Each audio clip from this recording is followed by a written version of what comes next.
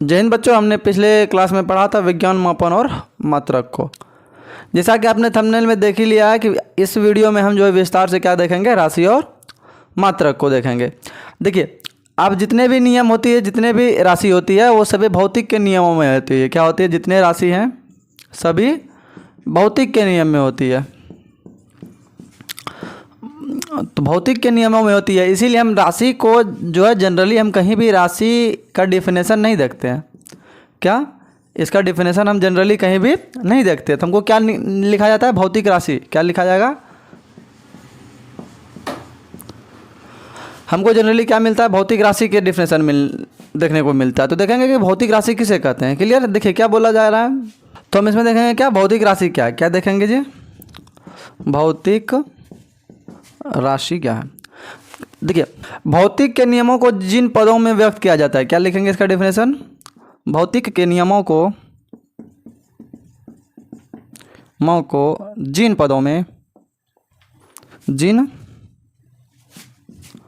पदों में व्यक्त किया जाता है उसे क्या कहते हैं? भौतिक राशि कहते हैं। क्या कहते हैं? भौतिक राशि कहते हैं। अंग्रेजी में इसको क्या कहते हैं? Physical quantity.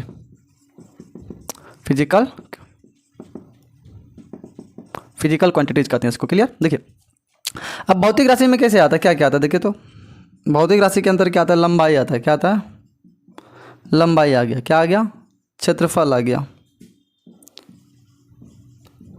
तो क्या होता है भौतिक राशि के अंदर? फिजिकल क्वांटिटीज के अंदर लंबाई हो गया, क्षेत्रफल हो गया, आपका समय हो गया। क्या हो गया?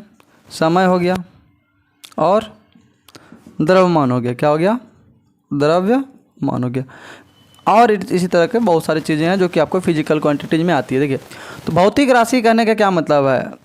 आप तो भौतिक राशि के अंदर लंबाई आ गई, क्षेत्रफल आ गई और समय आ गया। तो भौतिक की नियम कहने का मतलब क्या? भौतिक का नियम कैसे हो गया? लंबाई हो गया। क्या हो गया?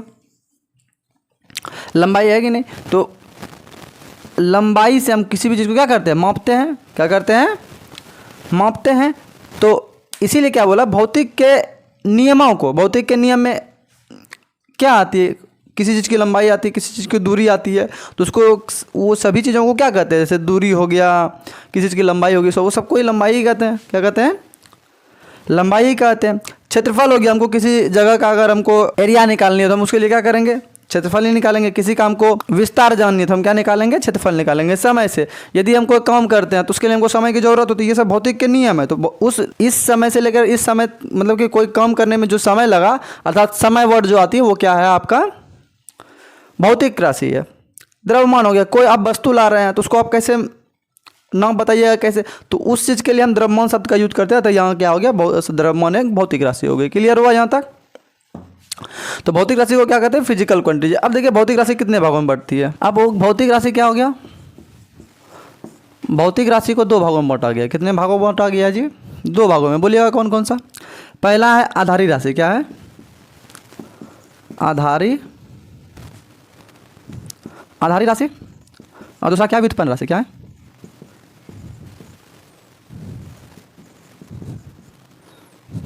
अंग्रेजी में क्या कहते हैं इसको?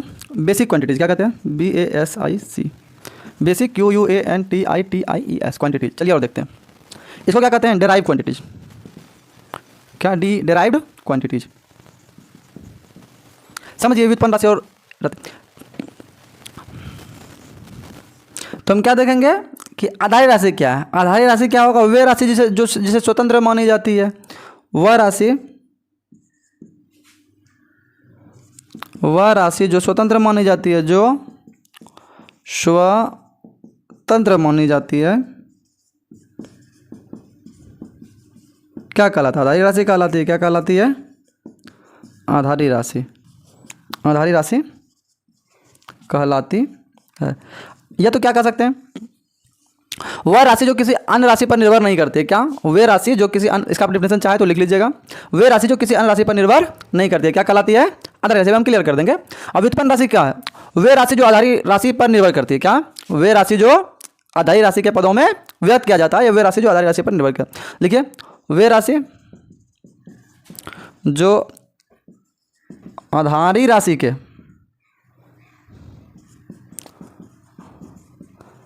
पदों में व्यक्त किया जाता है क्या कहलाती है? व्युत्पन्न राशि कहलाती है। क्या कहलाती है? व्युत्पन्न राशि कहलाती है। समझिएगा इन बातों को। अब इसमें से क्या आधारी राशि हो गया, ये सभी क्या है? भौतिक राशि है, हाँ कि ना? है ना जी?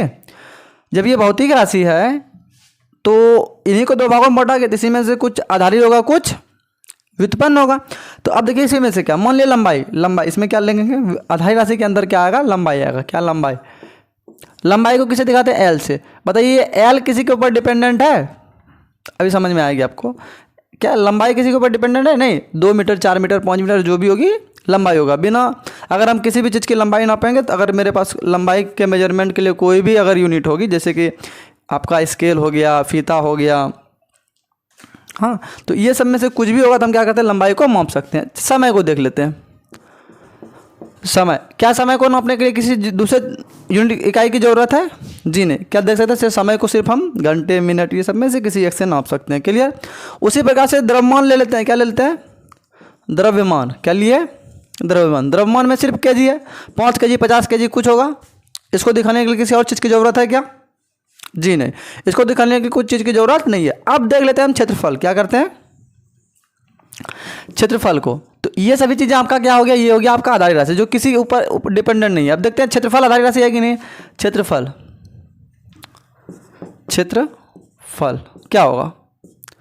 क्षेत्रफल करने का अब इसको यहाँ नीचे लिख दीजिए, व्युत्पन्न राशि के नीचे यहाँ पे ये सारी चीज़ों, ये इसको ऐसे लिख दीजिए जैसे करके, यहाँ पे जैसे करके लिख दीजिएगा। लंबाई क्या हो गया? द्रव्यमान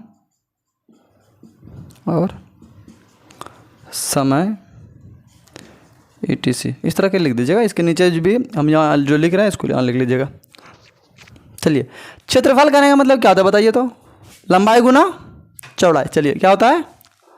लंबाई गुना चौड़ाई। तो यहाँ पे अगर लंबाई बोल देंगे तो ये क्या हो जाएगा? हमारा आधारी राशि हो जाएगा। क्या हो जाएगा? हाँ, तो अब बताइए इस लंबाई को भी मीटर में ही नापेंगे। 5 मीटर मान लीजिए कुछ मीटर होगा तो ये भी लंबाई होगी। चौड़ाई को भी हम किसी चीज़ में नापेंगे तो चौड़ाई को भी हम लंबाई की मेजरमेंट से नापेंगे ना। मान लीजिए 4 फीट चौड़ा, 5 फीट चौड़ा, 2 मीटर चौड़ा। उसी प्रकार से क्या लंबाई को भी बोलेंगे 4 मीटर, तो इसको भी मीटर में ही नापेंगे। किसको में नापेंगे? मीटर में ही नापेंगे। ये तो इंच में नापेंगे, तो सेंटीमीटर में नापेंगे, किसी चीज़ में नापेंगे, हाँ है ना। अब देखिए, तो कहने का मतलब क्या है? इस लंबाई को भी किससे नाप रहे थे? मीटर से नाप रहे थे। लेकिन इसके पास तो एक ही मीटर है। कोई चीज़ दिक्कत है? लंबाई को अगर हम मीटर से नापे तो मैनेज हो जाएगा। लेकिन क्षेत्रफल दिखाने के लिए हमको लंबाई चाहिए कि नहीं चाहिए बताइए, है ना। क्षेत्रफल दिखाने के लिए हमको क्या चाहिए? 2 लंबाई चाहिए। और लंबाई क्या है? आधारी राशि है कि नहीं है? है लंबाई आधारी राशि है कि नहीं है? तो बताओ, क्षेत्रफल को दिखाने के लिए वो लंबाई की जरूरत पड़ी? क्षेत्रफल को दिखाने के लिए मुझे 2 लंबाई चाहिए कि नहीं चाहिए? ये भी लंबाई है, 2 यूनिट चाहिए ना हमको आधारी राशि का। तो क्या बोला गया कि देखिए वे राशि जो आधारी राशि के पदों में व्यक्त किया जाता है। ये भी देखिए, ये लंबाई भी आधारी, ये भी आधारी को गुणा किया तब ना व्युत्पन्न बना। तो क्षेत्रफल आपका हो गया व्युत्पन्न राशि। अब बताइए व्युत्पन्न को हम आधारी राशि के रूप में दिखाए कि नहीं दिखाए? आधारी राशि का यूज किया ना व्युत्पन्न दिखाने के लिए जी। तो यहाँ अब आप ले लेते हैं दूसरा चीज और ले लेते हैं, क्षेत्रफल हो गया, आयतन ले लेते हैं। क्या लेते हैं? हम फिलहाल इसको मिटा रहे हैं, आप लोग वीडियो पॉज करके लिख लीजिएगा। हम इसको मिटा रहे हैं। क्लियर? आगे आप देखिएगा क्या होगा। अब आप क्या कर सकते हैं? आयतन ले लीजिए। क्या ले लीजिए? आयतन। आयतन करेंगे मतलब क्या? लंबाई गुना चौड़ाई गुना ऊंचाई। क्या? लंबाई गुना चौड़ाई गुना ऊंचाई। अब बताइए इसको भी आप मीटर में ही नापिएगा कि नहीं नापिएगा? चौड़ाई को भी आप मीटर में नापिएगा, इसको भी किस में नापिएगा? मीटर। और तीनों अर्थात तीनों के तीनों क्या है? लंबाई ही है। और लंबाई क्या है आपका? आधारी राशि है। क्या है?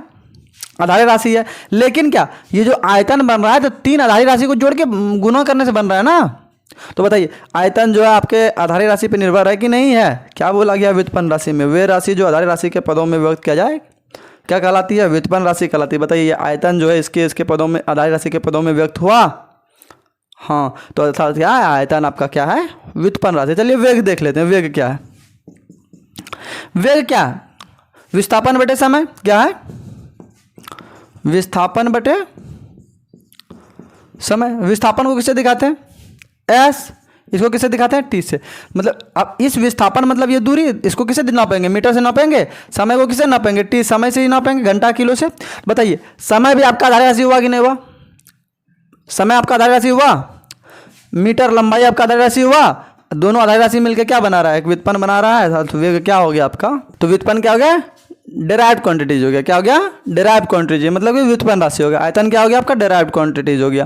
क्षेत्रफल क्या हो गया आपका, डेराइव्ड क्वांटिटीज हो गया। समझ में आई व्युत्पन्न राशि। और आधार राशि किसको बोल देंगे हम, बेसिक क्वांटिटी, जो किसी दूसरे पर निर्भर नहीं करती है। यहाँ तक क्लियर हो गई बात है। अब हम यहाँ देखेंगे, ध्यान दीजिएगा, जब लंबाई को हम मीटर में नाप रहे हैं, चौड़ाई को भी मीटर में नाप रहे हैं और ये भी को मीटर में नाप रहे हैं, तो लंबाई को दिखाने के लिए जो ये मीटर को यूज किया, जिसको कहते हैं मात्रक। क्या कहते हैं, मात्रक। तो वही दिखेगा अभी, लंबाई को हम मीटर में दिखा रहे हैं, चौड़ाई को भी मीटर में, इसका तो इस ऊंचाई का भी मात्रक मीटर हो गया, इसका भी लंबाई का मात्रक ही होता है मीटर। क्या होता है, लंबाई का मीटर। तो इसको भी लंबाई में नापेंगे, इसको भी खाली बोल रहे हो ऊंचाई चौड़ाई, क्योंकि हमको अगर सबको लंबाई लिखेंगे तो समझ में बहुत कम चीज़ें आएगी, इसीलिए क्या कर रहे हैं, लंबाई चौड़ाई और ऊंचाई कर दे रहे हैं।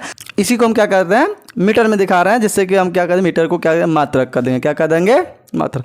आप उसी प्रकार से जिस तरह यहाँ से देखिए, यहाँ अभी व्युत्पन्न राशि देखिए, तो उस प्रकार से क्या हो गया, बल भी आपका व्युत्पन्न राशि हो गया। क्या हो गया, बल हो गया व्युत्पन्न राशि। तो यहाँ आप जैसे लिख सकते हैं, जैसे व्युत्पन्न राशि में लिखिए, जैसे जैसे करके लिख दीजिए, क्या, क्षेत्रफल और आयतन और बल और वेग ETC, ये सब क्या है आपका, व्युत्पन्न राशि। क्या है, व्युत्पन्न राशि। तो यहाँ से हम क्या देखें कि लंबाई का मात्रक क्या हो गया, m, समय का मात्रक क्या हो गया, सेकेंड, द्रव्यमान का मात्रक क्या हो गया, kg। क्लियर। तो अब kg जो है कौन सा मात्रक होगा, देखिए ये आधारी राशि है कि नहीं, तो आधारी राशि के मात्रक को क्या बोलेंगे, आधारी मात्रक बोलेंगे। और क्या, व्युत्पन्न राशि के मात्रक को क्या बोलेंगे, व्युत्पन्न मात्रक बोलेंगे। जैसे क्षेत्रफल का मात्रक क्या होगा, मीटर स्क्वायर होगा कि नहीं होगा। आयतन का मात्रक क्या होगा, मीटर क्यूब होगा कि नहीं होगा। आ रही बात समझ में जी। तो क्या कहेंगे, अब देख लेते हैं मात्रक क्या होता है और मात्रक के जितने भी प्रकार हैं उनको देख लेते हैं। क्लियर। तो क्या देखना है था, मात्रक। मात्रक अब देखेंगे कैसा होता है। मात्रक अब मात्रक को भी दो भागों में बांटा गया। कितना, मात्रक को दो भागों में। पहला क्या, आधारी मात्रक और व्युत्पन्न मात्रक। क्या, आधारी मात्रक और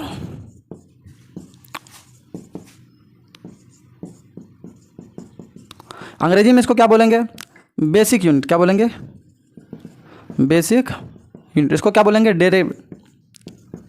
डेराइव्ड यूनिट।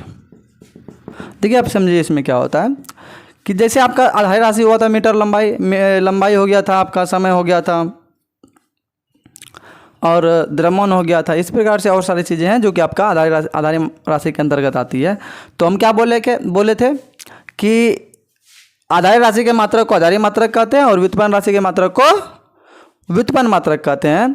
तो अब आधारी मात्रक का मतलब फ्रेश डिफिनेशन क्या हो जाएगा, वे मात्रक जो किसी अन्य मात्रक पर निर्भर नहीं करता। क्या लिखेंगे, या वे मात्रक जो स्वतंत्र मानी जाती है। वे मात्रक जो किसी अन्य मात्रक पर निर्भर नहीं करता, अन्य मात्रक पर निर्भर नहीं करता। क्या कहलाता, आधारी मात्रक। क्या,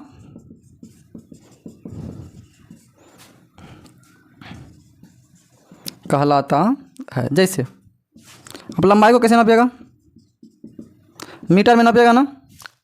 समय को किससे नापिएगा, सेकंड से नापिएगा ना। हाँ, द्रव्यमान को किससे नापिएगा, केजी से नापिएगा कि नहीं नापिएगा, ये बताइए, या ग्राम से, जो भी बोलिए आप। तो इस प्रकार से आप क्या कर सकते हैं, तो आपका आधारी मात्रक में क्या आएगा, मीटर आएगा, सेकंड आएगा, केजी आएगा। इसी प्रकार से और सारी चीज़ें आ सकती है जिससे जो कि किसी अन्य मात्रक पर निर्भर ना करे। तो अब हम क्या करेंगे, व्युत्पन्न मात्रक देखेंगे। व्युत्पन्न मात्रक किसको बोलेंगे, समझिएगा बातों को। व्युत्पन्न मात्रक वे मात्रक जो किसी अन्य मात्रक पर निर्भर करता है। क्या, व्युत्पन्न मात्रक वे मात्रक हैं जो कि आधारी राशि के मात्रक पर निर्भर करता है। इससे हम लिख देंगे व्युत्पन्न।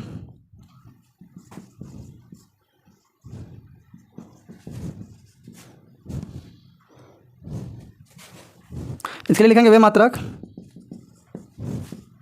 जो आधारी मात्रक के पदों में व्यक्त किया जाता हो क्या कहलाता? व्युत्पन्न मात्रक लाता। ध्यान दीजिएगा, जैसे क्या लिखे थे यहाँ पे, मीटर स्क्वायर क्षेत्रफल का, जैसे लीजिए क्या मीटर स्क्वायर क्षेत्रफल का, क्षेत्रफल का मात्रक, आयतन का मात्रक मीटर क्यूब। आ रही बात समझ में? आपका वेग का मात्रक क्या होगा? मीटर प्रति सेकेंड। हाँ कि ना? आपका बल का क्या होता है? F बराबर ma। तो आपका बल का क्या हो जाएगा? kg मीटर प्रति सेकेंड। ये सारे क्या है? मात्रक है।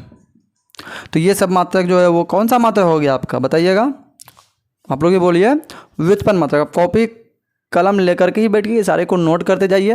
ये एग्जाम में पूछ देगा मात्रक, व्युत्पन्न मात्रक किसे कहते हैं, तो आप लिख दीजिएगा वे मात्रक जो आधारी मात्रक के पदों में व्यक्त किया जाता है। व्युत्पन्न मात्रक कहलाता है, डिराइव्ड यूनिट कहलाती है। क्लियर?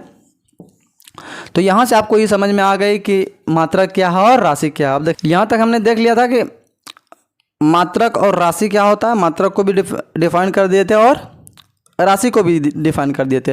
अब अगले वीडियोज में हम देखेंगे कि मात्रकों की पद्धति क्या होती है, उनके बारे में सारे पद्धतियों को देखेंगे, उसका जितना भी प्रकार की पद्धतियाँ होती है, और नए नए तौल को भी देखेंगे, एसआई पद्धति को देखेंगे, मात्रकों की एसआई पद्धति को भी देखेंगे इसके अगले वीडियोज में। क्लियर? तो आज के लिए इतना ही। धन्यवाद। वंदे मातरम।